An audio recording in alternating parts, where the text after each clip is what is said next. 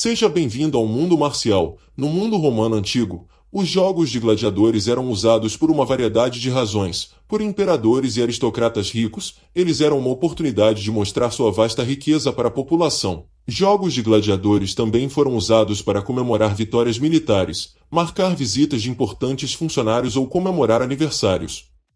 Em uma nota mais cínica, eles eram uma ferramenta para distrair a população dos problemas políticos e econômicos da época, daí o termo pão e circo. Os jogos foram uma fonte amplamente popular de entretenimento para o público romano, que foram atraídos para as competições que apresentavam combate mortal. Estes eventos foram realizados em arenas maciças em todo o Império Romano, com o Coliseu sendo o maior entre eles.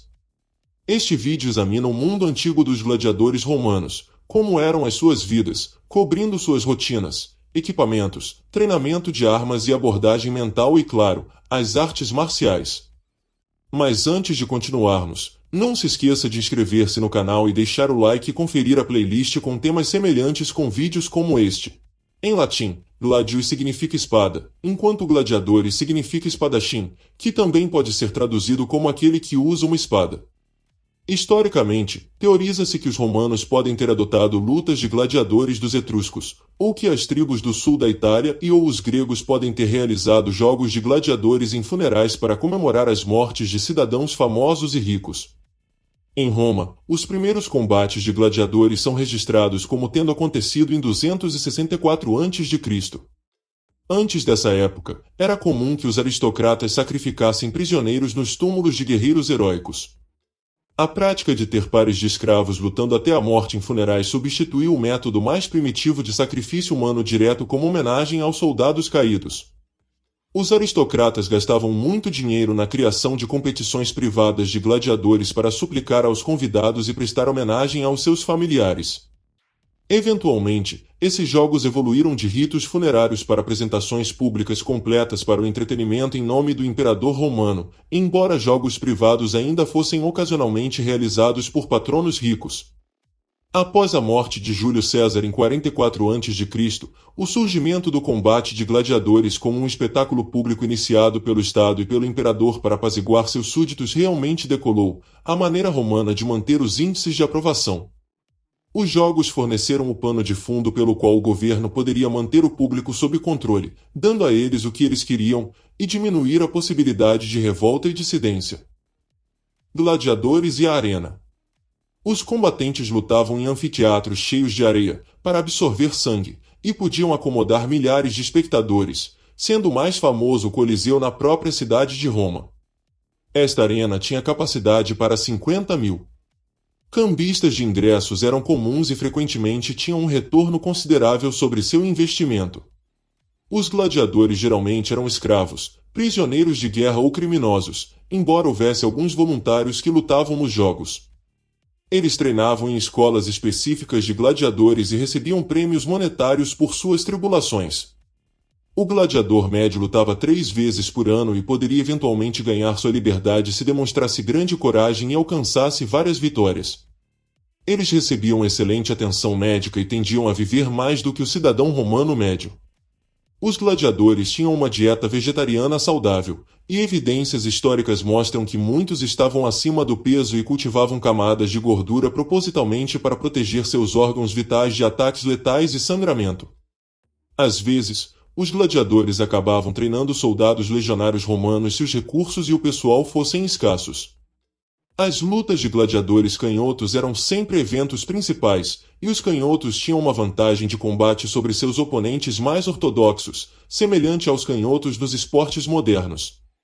Os historiadores acreditam que apenas 10% dos gladiadores morriam em combate. Gladiadoras também existiam, e vários imperadores romanos competiam nos jogos. Os gladiadores tinham muito orgulho de sua herança étnica, e os mais bem-sucedidos deles ganhavam uma lápide após morrerem, com seu local de origem escrito nela. Havia escolas e competições de gladiadores em grande parte do Império Romano, e muitos combatentes viajavam longas distâncias para competir. Os gladiadores eram divididos em 2 tipos: lutadores com armaduras mais pesadas e melhor armamento, incluindo um campo de visão mais restrito, e variantes mais rápidas e leves. Cada tipo de gladiador enfrentava um tipo específico de oponente, e as disputas eram equilibradas na maior parte. Os gladiadores eram propriedade de uma pessoa chamada lanista, uma versão antiga de um promotor de luta, que obtinha lucro fazendo seus guerreiros lutarem e recebia uma compensação quando um deles morria. Regras e regulamentos de combate. Havia vários tipos de combates dentro das arenas, lutas de gladiadores em pares, animal contra animal ou caçador, e até batalhas navais, onde o anfiteatro era inundado e navios eram trazidos para escaramuças simuladas. Os combates de gladiadores eram o evento principal e eram realizados no final da tarde ou à noite. Um árbitro com uma equipe estaria presente para conter o vencedor se seu oponente desistisse. Uma luta média duraria de 10 a 15 minutos, e algumas lutas eram anunciadas como sendo até a morte. Essas lutas continuariam até que um dos guerreiros fosse morto. Um gladiador poderia sinalizar a derrota a qualquer momento levantando o dedo. Certos rituais eram observados, como quando um gladiador era ferido ou derrubado. Quando isso acontecia, o árbitro inspecionava, e a multidão opinava sobre o guerreiro. O patrocinador dos jogos então decidia se a luta continuaria ou não. Se o gladiador estivesse seriamente ferido, mas ainda vivo, ele seria levado para fora da arena e receberia uma morte misericordiosa por meio de uma martelada na testa. Se o sinal do patrocinador fosse que o gladiador deveria ser morto na arena, o vencedor agarraria a cabeça do oponente e enfiaria sua espada no pescoço. Gladiadores corajosos não pediam misericórdia ou gritavam quando mortos. Muitas vezes, a luta terminava em empate, e ocasionalmente ambos os guerreiros eram declarados vencedores ao mesmo tempo.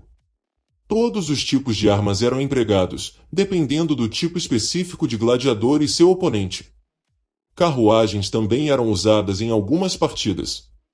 Aqueles que lutavam contra animais não eram gladiadores tradicionais, mas venatores, caçadores. Esses combatentes enfrentavam todos os tipos de animais raros e exóticos, incluindo tigres, leões, hipopótamos, elefantes, ursos, linces, avestruzes, girafas e outros. Escolas de gladiador. Estima-se que havia mais de 100 escolas de gladiadores conhecidas como Ludus em todo o Império Romano. Novos gladiadores foram formados em grupos chamados Família Gladiatorium, que estavam sob o controle geral de um gerente conhecido como lanista, que recrutava, arranjando treinamento e tomava as decisões de onde e quando os gladiadores lutavam. Os treinadores. Quando um novato se juntava a uma escola de gladiador, ele passaria por uma avaliação pelo lanista, treinadores, professores e um médico para determinar sua aptidão física e capacidade de treinar como um gladiador. Os treinadores chamados de doutores eram gladiadores aposentados que se especializaram em estilos e armas de combate específicos. Aprendendo a morrer. O treinamento de gladiadores era mais do que apenas a matar, também envolvia ensinar os gladiadores a se comportar e morrer adequadamente. No Coliseu Romano, havia rituais de morte específicos. Os espectadores esperavam que os gladiadores fossem mortos com bravura e honra. Espera-se que eles não mostrassem medo diante da morte nas mãos de seus oponentes. Portanto, o treinamento de gladiadores incluía instruções sobre como morrer graciosamente. Estilo de combate, armaduras e armas. O treinamento de gladiadores foi adaptado a diferentes estilos de luta e armas usadas por tipos específicos de gladiadores.